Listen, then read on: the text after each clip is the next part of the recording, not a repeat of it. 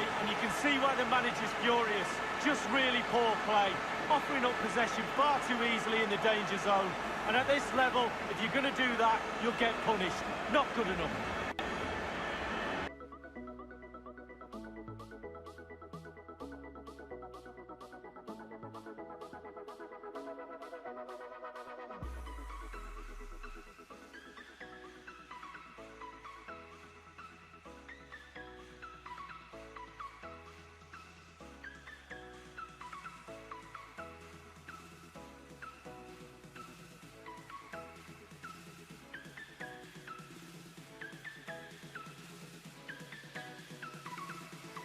Well, here's the replay, and you can see why the manager's furious.